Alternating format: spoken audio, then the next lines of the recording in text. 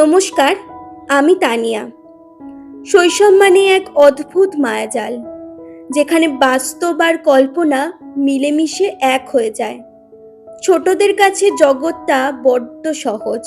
তারা মনের সব আবদার, অভিমান আর না বলা কথাগুলো উজাড় করে দেয় তার সব থেকে কাছের বন্ধুর কাছে। তবে সেই বন্ধু কোনো রক্ত মাংসের মানুষ নয়, বরং এক মাতৃরূপী মহাশক্তি। খোকন ও মা দুর্গার এক কাল্পনিক অথচ হৃদয়স্পর্শী কথোপকথন নিয়ে এই ক্ষুদ্র নিবেদন। এই গল্পে ছোট্ট খোকনের চরিত্রে কণ্ঠ দিয়েছে ক্ষুদে শিল্পী আরুষ বর্মন, এবং মা দুর্গার চরিত্রে আপনাদের সাথে রয়েছি আমি তানিয়া। আজকের নিবেদন আমার নিজের লেখা একটি বিশেষ গল্প, খোকন ও তার আদ্যাশক্তি। চলুন শব্দের ডানায় ভর করে হারিয়ে যাই এক অদেখা অনুভূতির জগতে। ও হে মা দুর্গা, তুমি কি শুনতে পাচ্ছ? আমি কিন্তু অনেকক্ষণ ধরে ডাকছি। শুনছি তো খোকা, আমি সব সময় শুনি। বলো, আজ তোমার কি চাই?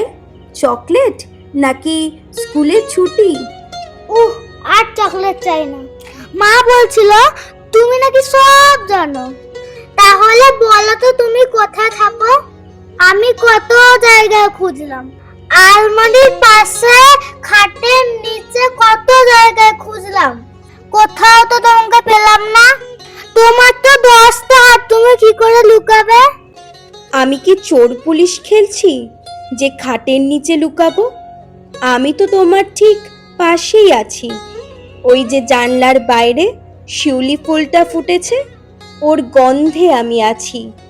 তোমার মা যখন কপালে চুমু দেয়, সেই আদরে আমি আছি। আর সব থেকে বেশি আছি তোমার এই ছোট্ট মনের ভেতর। আমার মনের ভেতর? তাহলে জায়গাটা তো খুব কম। সেখানে তো আমার লাল গাড়ি আর আঁকার খাতা জায়গা নিয়ে নিয়েছে। তুমি ওইখানে বসছো কোথায়? তোমার সিংহটা তো আরো বড়। আমি তো খুব ছোট হয়ে থাকতে পারি খোকন। তোমার যখন খুব আনন্দ হয়, তখন আমি তোমার হাসিতে ঝিলিক দিই। আর যখন তুমি কারোর ওপর রাগ করো বা মিথ্যে বলো, তখন আমি ভেতরে বসে একটু দুঃখ পাই। আচ্ছা মা, একটা কথা বলো তো, সারাদিন তুমি কি শুধু পড়াশোনা করো? মা তো বলে তুমি নাকি সব জানো।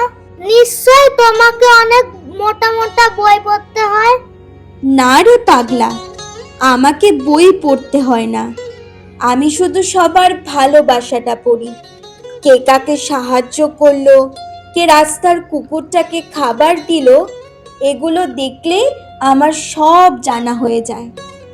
কালকে যদি আমি বুবুনকে টিফিনটা ভাগ করে দিই, তুমি কি তাহলে খুশি হবে? খুব খুশি হব খোকন। তখনই আমি তোমার পাশে বসে তোমার সাথে টিফিন খাবো। ঠিক আছে, কাল থেকে আমি আর দুষ্টুমি করব না। কিন্তু শোনো মা, রাতে যখন অন্ধকার হয় তখন আমার খুব ভয় লাগে। তুমি তখন কোথাও যাও না, আমার হাতটা একদম শক্ত করে ধরে রাখো।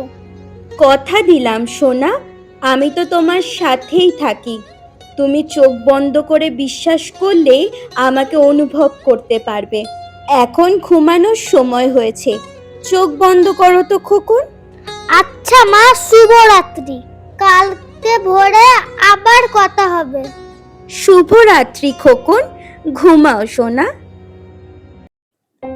শৈশবের সেই সরল বিশ্বাস আর মায়ের পরম আশ্রয়, এই নিয়েই তো আমাদের পথ চলা। খোকন আর তার আদ্যাশক্তির এই কথোপকথন আশা করি আপনাদের ভালো লেগেছে। ছোট্ট খোকনের চরিত্রে আরুষ বর্মনের সাবলীল কণ্ঠ এবং আমার এই ক্ষুদ্র প্রচেষ্টা যদি আপনাদের ভালো লেগে থাকে, তবে কমেন্ট করে অবশ্যই জানাবেন আপনাদের কেমন লাগলো। আপনাদের এক একটি মন্তব্য আমাদের আরো নতুন নতুন কাজ করার উৎসাহ দেয়। পরের পর্বে আবারও ফিরবো নতুন কোনো গল্প বা কবিতা নিয়ে। ততদিনের জন্য ভালো থাকুন, সুস্থ থাকুন আর এইভাবেই আমাদের পাশে থাকুন। ধন্যবাদ।